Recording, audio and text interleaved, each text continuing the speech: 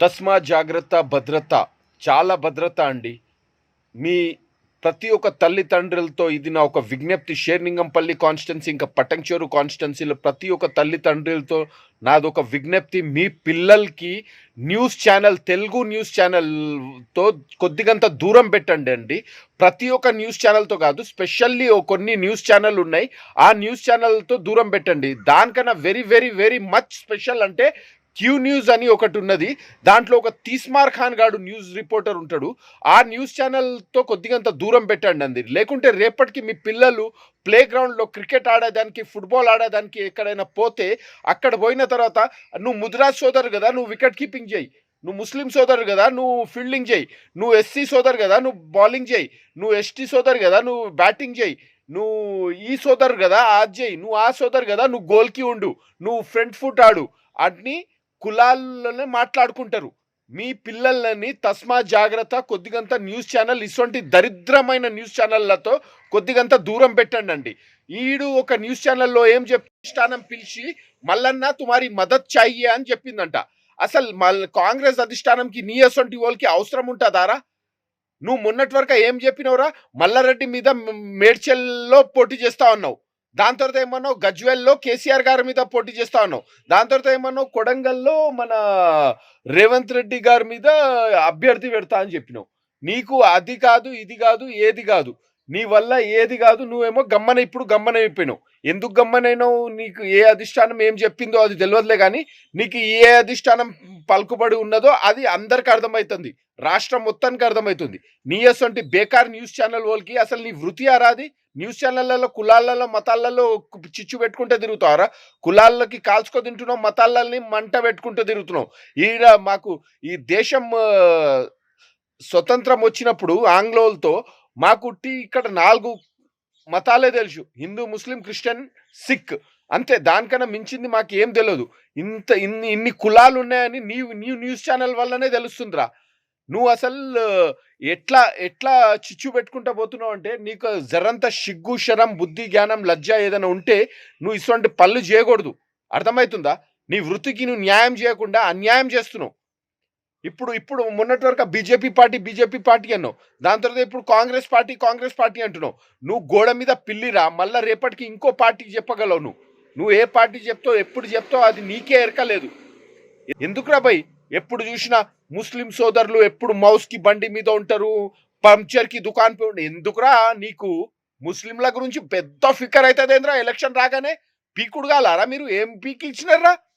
APJ Abdul Kalam ముస్లిం కాదారా? ఇర్ఫాన్ పఠాన్, యూసుఫ్ పఠాన్ ముస్లిం కాదారా? మొహమ్మద్ సిరాజ్ ముస్లిం కాదారా? కైఫ్ ముస్లిం కాదారా? Xiaomi ముస్లిం కాదారా? సానియా మిర్జా ముస్లిం కాదారా? ఉస్తాద్ బిస్మిల్లా ఖాన్ ముస్లిం కాదారా? నువ్వెవడ్రా? ముస్లింలు అన్యాయం అవుతుంది, ముస్లింలకి చదువు లేదు, పోయి చూడిపే. ఇక నేను ఏ పొలిటికల్ పార్టీ తరఫున మాట్లాడట్లే, ఏ పొలిటికల్ పార్టీ వ్యతిరేకంగా మాట్లాడట్లే. ప్రజల్లారా, మీకు ఎవరికి ఓటేయాలి ఉన్నది వాళ్ళకేసుకోండి, అది మీ నైతిక బాధ్యత. అది మీ నైతిక అధికారం. అది మీకు ఎవరు చెప్తే మీరు వేసే అవసరం లేదు. మీకు తెలుసు ఎవరికి వేయాలో ఓటు. కానీ ఇటువంటి దరిద్రుల మాటలు వినకండానా. ఇటువంటి దరిద్రుల మాటలు వింటే భావితరాలు బర్బాద్ అయిపోతాయి. వచ్చే ఫ్యూచర్ పిల్లలు మొత్తం ఖరాబ్ అవుతుంది ఇటువంటి న్యూస్ ఛానళ్ళు చూస్తే. కులాలలో మతాలలో మాట్లాడుకుంటారు. అరే ఇప్పుడు వాళ్ళు క్లాస్ రూమ్లో కూర్చుంటే కూడా నువ్వు గౌడ్ సోదరు నువ్వు అక్కడ కూర్చో, నువ్వు ఎస్సీ సోదరు నువ్వు ఇక్కడ కూర్చో, నువ్వు ముస్లిం సోదరు అక్కడ కూర్చో.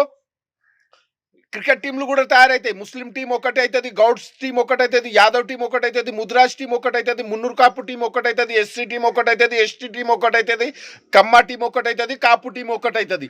సిగ్గు ఉండాలిరా నీ అసంటి వాళ్ళు న్యూస్ ఛానళ్ళ మీద ఎప్పుడు కులాల మతాల గురించి ఇట్లా మాట్లాడితే. అరే ఎవరికి ఏం రాజకీయాలు చేయాలి చేయండి రా భయ్.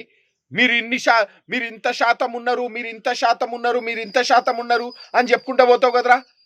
అది పద్ధతేనారా? అది సిగ్గు, శరం, బుద్ధి, జ్ఞానం, లజ్జ ఉన్నవాళ్ళు ఇట్లాంటి మాటలు మాట్లాడర్రా న్యూస్ ఛానళ్ళ మీద. జర్రంత ఆలోంచు. ఇంత మంట పెట్టకరా భయ్. కులాల మతాలలో ఇంత మంట పెట్టకు.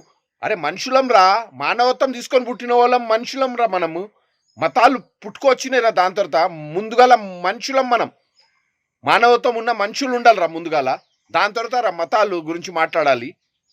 జరంతా ఆలోచించు ఏమేం చెప్తున్నావు.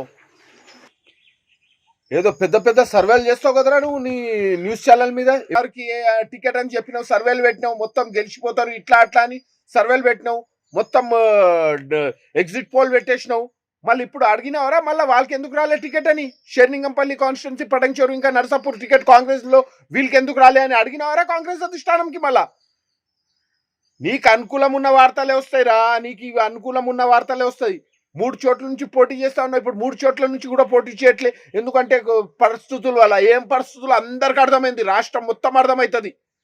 అంత పిచ్చోళ్ళు ఎవరు లేరు రాష్ట్రంలో.